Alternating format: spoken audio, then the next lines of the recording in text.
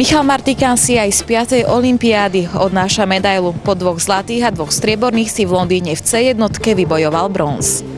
Michal Martikán tak skompletizoval svoju olympijskú zbierku medailí. V Atlante a v Pekingu bol zlatý, v Sydney a Atenách strieborný. Po olympiáde v Londýne určite nekončí. Na hrách v Rio de Janeiro 2016 by rád zabojoval o ďalší kov.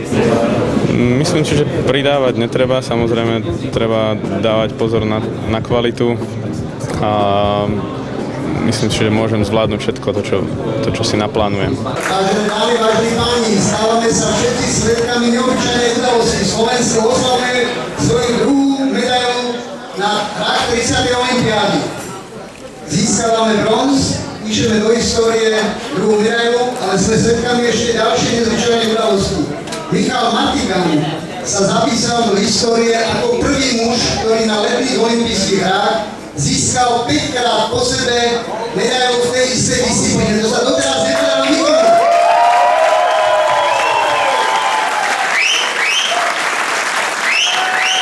Bronzového medailistu vítal na pôde Slovenského domu aj prezident Slovenska Ivan Gašparovič, ktorý sledoval celý priebeh pretekov na tribúne Livolej Whitewater Center. Bolo to trošku nervózne, ale Michal to veľmi dobre zvládol. Potom v prvom kole, kedy sa mu tak nedarilo a urobil jednu veľkú chybu, ale vidieť, že je to silný športovec, silná osobnosť, dokázal to prekonať a máme dneska ďalšiu medailu, aj keď len bronzovú, ale je to bronzo zlata. A som veľmi rád, že keď som sa pozrel po areáli, som videl strašne veľa slovenských zástav, veľa fanúšikov a to je tiež taký dobrý pocit, že už nefandíme len doma pri televízoroch, ale že ideme za našimi pretekármi aj von do sveta.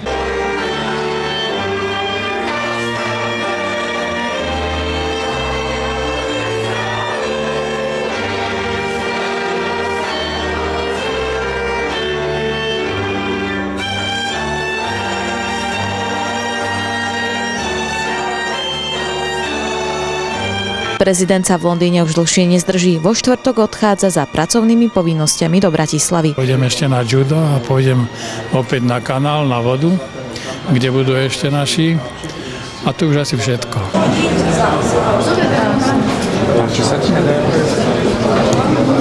Je to najväčšia olympijská medaila a najťažšia, akú mám doteraz. Vidím tú vodu, vidím tú medailu a spomínam si na to, že to bol naozaj skvelý zážitok, takisto vynikajúca atmosféra na pretekoch, veľká radosť. Michal Martikán ďakoval aj svojim fanúšikom za podporu. Medailu vybojoval nielen pre seba, motiváciou mu bola aj najbližšia rodina. Pre svojho otca, pre svoje dcérky, pre manželku, pre rodinu. To je dosť veľký dôvod. Moje zdroje boli mokré. Proti tým nádrejom určite. Ale to nie je podstatné. Mňa mrzí, že ste čakali zlatú medailu a som vám nedoniesol.